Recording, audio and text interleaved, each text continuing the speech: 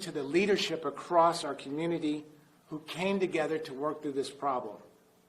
The city leadership, the El Paso Airport, and our federal and state partners. Your professionalism and dedication to public safety made a difference.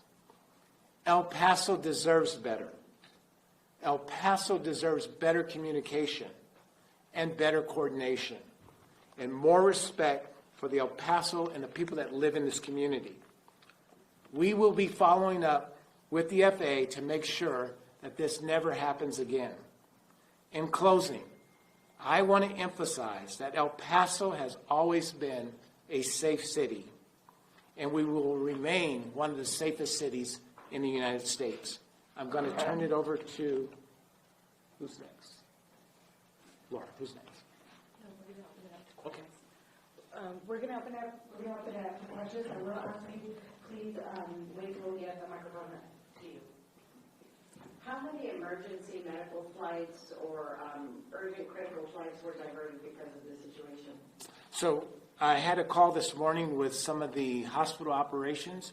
I don't know the exact number of flights, but I can tell you that there was a lot of surgical equipment that was coming in from Dallas and other parts of the country to do surgeries here in our community. That type of equipment did not show up here in El Paso. What was the official reason given to you by which agency for the closure of the airport? Yeah, so we're still determining the official reason, but I can tell you that the FAA was the primary agency that made the decision to shut down our airspace here over this community. So the official reason, we're still trying to get that answer of why it was closed down here in El Paso and southern New Mexico. And you say there was no communication with the city. What's that communication look like when what the federal government says was a security threat? What was that? I think at the very least that communication looks like calling the city, calling our chief of police, calling the public safety officers that we have in our community to alert them that we're going to be shutting down your airspace in your community. None of that took place. So we woke up, just like many of you, at midnight last night, 1 in the morning, to the texts and the calls that we received that our airspace was shut down. So better communication from our federal government to your city, especially your leadership, that you're going to shut down your airspace. That coordination, that communication just did not happen. You were talking about not letting FAA do this again in any near future or anything without communication. Is there anything that, I don't want to say they can face, but that El Paso is doing for them to know that they can't just close the airspace? Well, I think, certainly that we've got to look into this more and find out what happened, what caused this to occur. This is certainly something that the FAA needs to look at themselves and figure out what did they do and how can they improve to make this better. Because you just cannot, again, we're a major city. El Paso's a large city. You cannot just shut down a city. There was people coming to El Paso. Our airport was in chaos. Our community was scared. All because someone decided to shut down our airspace. You just cannot do that. And they lifted it real quick. So we've got to figure out what the root cause of that problem was. What kind of financial implications could this have had for the city, for the airport, for travel in general, being potentially shut down for 10 days? And do you know what kind of impact it had in the hours that it was shut down? Yeah, I'm sure it's significant. I'm sure that number is large, and it's one of them numbers you may not ever be able to quantify. You look at the travelers that were stuck at our El Paso International Airport. They had to spend money, those that could get a rent-a-car, to get out of El Paso. So that cost them money. You look at some of the business deals that were going to take place today here in our community, that just may not happen. So we don't know the complete impact. I've had friends that have texted from Dallas, Texas, that were trying to get rent-a-cars to get back here to our community. I don't know what that number is, but I can tell you it's going to be large. There were some reports on CNN that one of the reasons was cartels flying drones over airport space or in the vicinity. Is there any truth to that? Let me turn that over to the chief or to someone else to better answer this. Thank you, Mayor. So your question on drones, that's just been reported. We have not been notified of anything. That's just rumor that we're hearing, the chatter. As the mayor talked about, there's been no official determination put out to us on why it was closed down, so we won't speculate on any of those. And did the airport, can the airport be closed without your approval, Mayor, or does that have to go through you? You have to give the yes or no on that? So I've never closed the airport. You know, again, I've been here a little bit, 13 months. So we've never closed the airport since 9/11. So again, the FAA is the one that shut down the airspace, which ultimately closed our airport. So our airport is open 24 hours a day, 7 days a week, 365 days a year. So the answer to that is probably no. I would never close down the airport unless there is a national security threat against this community. So no, we wouldn't close the airport for something like it. And I will touch on your drone question. There's probably been drones ever since they've been started flying in this community. So that's not nothing new. So a drone shutting down our airspace, we've got to get better than this. And so you were unaware that the airport was going to be closed? So was I unaware that, so just like many of us in this room, we've got the same alert from the FAA that they were shutting down our airspace. Yes, so to say that I was aware of this, if I was aware of this, first thing I would have done is had a press conference with this community to say, we're shutting down the airspace. So we did not know that it was going to be shut down. Hi, Mayor. Evan Chávez with Univision. I know you mentioned El Paso is not only a dot. We have the border. We also have Fort Bliss. What is the next step as leaders to get the information of what happened and to get better communication? Because, like you said, it affects the citizens, but we also have the border and the Fort Bliss, which a lot of people might think we could be a target since we have the base. What message do you have for the community? Yeah, so we're going to continue to reach out to our state and federal partners. We'll continue to reach out to the Congresswoman's office to make sure that we have information on what happened. I want to thank our Fort Bliss partners, too. I was on the phone not only with our Congresswoman, but with Major General Taylor this morning, and we will make sure that we continue to communicate. And that's what the leadership did in this community. We came together to figure out what was going on. Like many of you in this room, we learned about it the same way. It was something where they shut down our airspace. So we did not know that until we were playing defense at that point. So once we figured out what was going on, the leadership came together to communicate, and we'll continue to do that. Do you think there will be a true answer as to why this happened? I hope so. I'll repeat the question. Do you think that there will be a true, honest answer about why the government chose to shut down the airport? I sure hope so, and I can tell you El Paso deserves better. We deserve to know why our airport was shut down. It's unacceptable. So I hope we get that answer. Last question today. And do you feel that El Paso has just been overlooked by the federal government? Do you think it's because that we are a border community that we weren't notified, that they just shut down the airspace? Yeah, I don't know that for fact, but I can tell you that, you know, whatever information they had that shut down our airspace is something that should have been shared with this leadership. That is the piece of information we don't have. And once we get that, we can let the citizens know why they shut it down. So just like many of you, there's a lot of unanswered questions that we just don't have. I also want to thank the media that's in this room. A lot of you were at the airport. A lot of you were working hours this morning and working with the guests that were stuck in our community. And thank you for what you did there. It appeared that everyone was helping each other. So that's what this community does. We come together to help each other. Thank you, All right. Thank you, guys.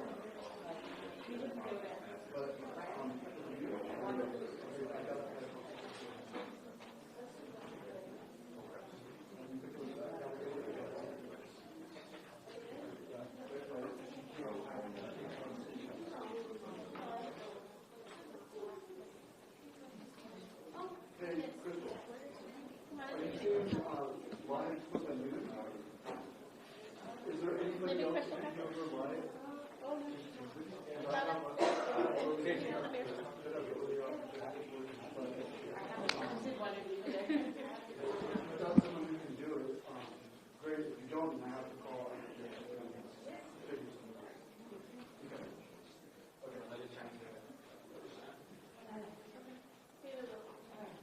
She's going to ask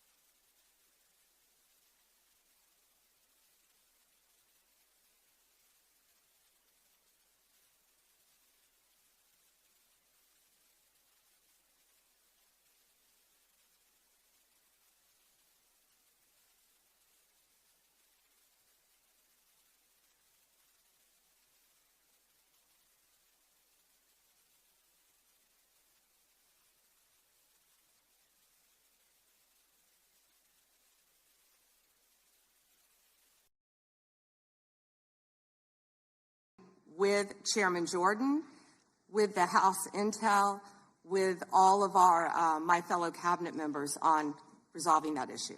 Well, thank you. I'm glad you brought up Arctic frost, because Section 702 was used in the Arctic frost investigation. It was. And information derived was used by Special Counsel Jack Smith.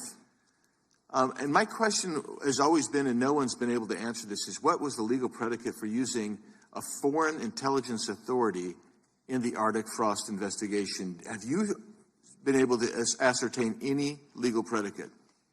Congressman, what I can tell you today is that has been referred to my office. I can't discuss anything regarding that because it is very active and ongoing. And you probably can't answer this one either, but I really want to know if Section 702 queries related to that matter involved members of Congress, which we know at some level it did, congressional staff, which we know at some level did. We've heard that journalists or other U.S. persons not suspected of acting as foreign agents were also caught up in that. Can you answer that question and say whether queries did cover all those groups I just identified? It is a very active pending investigation within my office. However, I believe many members of Congress have stated that their phones were part of Arctic frost. We are well aware of that, and we are taking this very seriously, and this is a very active investigation.